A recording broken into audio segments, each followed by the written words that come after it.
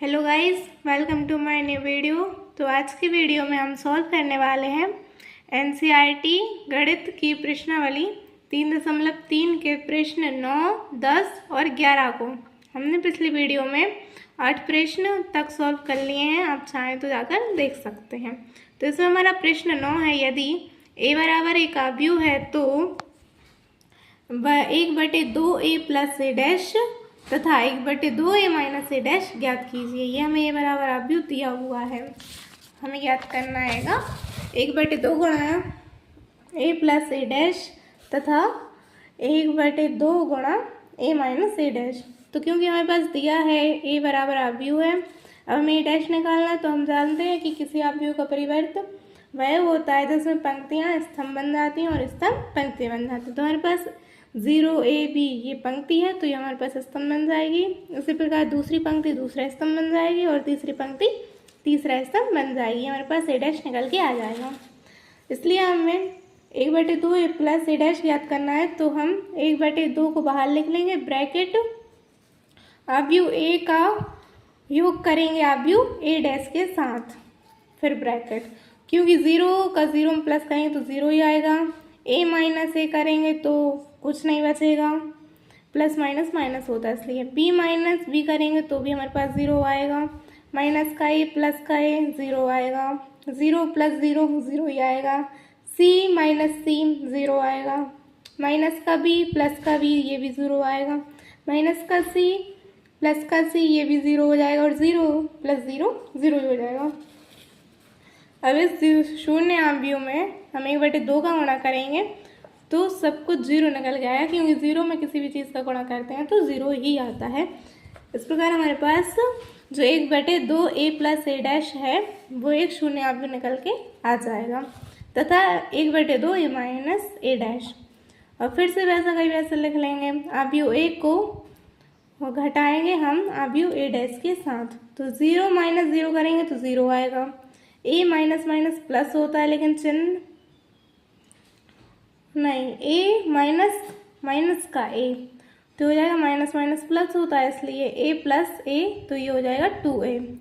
अब b minus minus plus होता है तो b प्लस b 2b हो जाएगा। और माइनस का a और माइनस का a, क्योंकि माइनस माइनस है इसलिए माइनस का चिन्ह आएगा, लेकिन ये प्लस हो जाएंगे तो ये हो जाएगा 2a माइनस का 2a। 0 माइनस 0 0 रहेगा। c माइनस माइनस प्लस होता है इसलिए ये प्लस का 2c, माइनस का b और माइनस का ये वाला b, माइनस माइनस प्लस होता है लेकिन चिन्ह माइनस का आता है इसलिए माइनस का 2b और माइनस का c ये हो जाएगा माइनस का 2c। 0 माइनस 0 0 ही आता है। अब हम 1/2 का इन सब में गुणा कर देंगे। तो 1/2 का गुणा हम 0 में करेंगे तो 0 आएगा। फिर हम 1/2 का गुणा 2 में करेंगे तो हमारे पास ये 2 से 2 कैंसिल हो जाएगा और a बचेगा। फिर ऐसे ही हम 1/2 का गुणा अगर 2b में करेंगे तो ये 2 से 2 कैंसिल हो जाएगा। ऐसे लिखेंगे ना अपन, 1/2 गुणा ये लिखेंगे अपन 2b, तो ये 2 से 2 कैंसिल हो जाएगा, हमारे पास b बचेगा, इसलिए ये b आ गया। माइनस का 2 का गुणा फिर 2 में करेंगे 1/2 में, सॉरी, तो ये हो जाएगा माइनस का a। फिर 0 में करेंगे तो 0 ही आएगा। फिर 2 में करेंगे तो ये हो जाएगा c।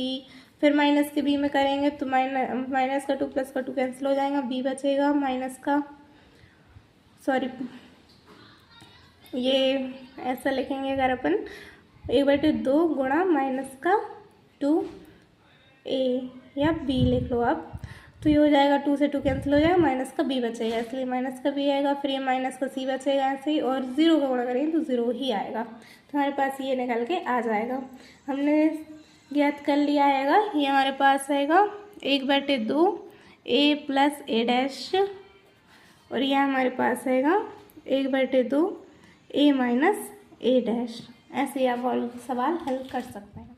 तो हम प्रश्न जो हमारे पास 10वां है उसे हम नेक्स्ट वीडियो में सॉल्व करेंगे। हम यहाँ पे सॉल्व करने वाले हैं प्रश्न 11 को, जिसमें हमारा प्रश्न 11 है, यदि a तथा b समान कोटि के सममित आव्यूह हैं तो a b minus b a होगा एक विषम सममित आव्यूह होगा, क्योंकि हम सममित आव्यूह में प्लस करते हैं दोनों को, और विषम सममितावियों में घटाते हैं इसलिए। फिर हमारे पास प्रश्न 12 है, यदि a बराबर एक आव्यूह दिया है तो a प्लस a डैश बराबर यदि इकाई आव्यूह है अल्फा का मान ज्ञात कीजिए।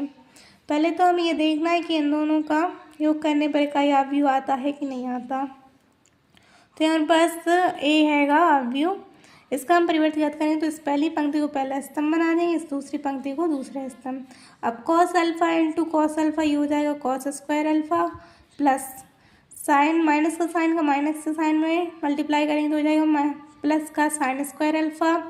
फिर हम इस कॉस अल्फा का साइन अल्फा हम गुणा करेंगे तो cos alpha into sine alpha, minus आएगा क्योंकि माइनस का साइन अल्फा है इसलिए, तो ये हो जाएगा माइनस का sine alpha into cos alpha.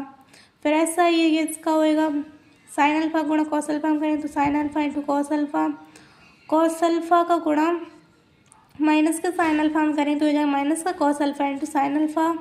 फिर साइन अल्फा गुणा साइन अल्फा में करें तो हो जाएगा sine square alpha plus cos alpha गुणा कॉस अल्फा में करेंगे तो ये हो जाएगा कॉस स्क्वायर अल्फा। आप इस स्टेप को अच्छे से लिख सकते हैं, मैं ये लिखना भूल गई थी। अब क्योंकि हम जानते हैं कि cos square alpha plus sine square alpha का मान 1 होता है तो ये हो जाएगा 1। अब ये प्लस का है ये माइनस का है ये दोनों कैंसिल हो जाएंगे तो ये हो जाएगा 0। फिर ये भी प्लस का है ये माइनस का है तो ये दो भी कैंसिल हो जाएंगे, ये हो जाएगा 0। फिर sine square alpha plus cos square alpha हमारे पास 1 आता है इसलिए।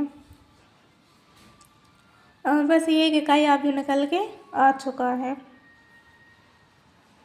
इकाई आव्यूह इसको हम बराबर करेंगे किसके, यदि अल्फा का मान है। अब हम इस एक को लिख सकते हैं 2 cos अल्फा,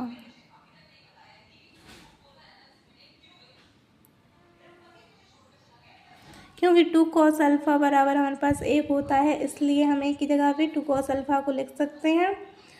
ये तो ये हो जाएगा 2 cos अल्फा एक की जगह पे, और फिर यहाँ भी एक की जगह 2 cos अल्फा हो जाएगा। 0 तो 0 का 0 ही होता है क्योंकि cos अल्फा बराबर हमारे पास 1/2 होगा इसलिए हमारे पास अल्फा का मान निकल के आएगा पाई/3, क्योंकि cos में जो 1/2 होता है वो मान होता है हमारे पास और 60 डिग्री का मान होता है। तो यदि हम 60 को भाग करेंगे 180 से, पाई की वैल्यू 180 होती है तो ये हमारे पास पाई/3 का आंसर आएगा, इसलिए ये पाई/3 सही उत्तर है। ठीक है, आव्यूह एक दूसरे के व्युत्क्रम होंगे यदि ए बी बराबर होएगा बी ए के और बी ए बराबर आएगा एक इकाई आव्यूह, तो आव्यूह एक दूसरे के व्युत्क्रम होंगे। आज की वीडियो में इतना ही, मिलते हैं अगली वीडियो में। नेक्स्ट वीडियो हम प्रश्न 10 को बहुत ही अच्छे तरीके से सॉल्व करेंगे।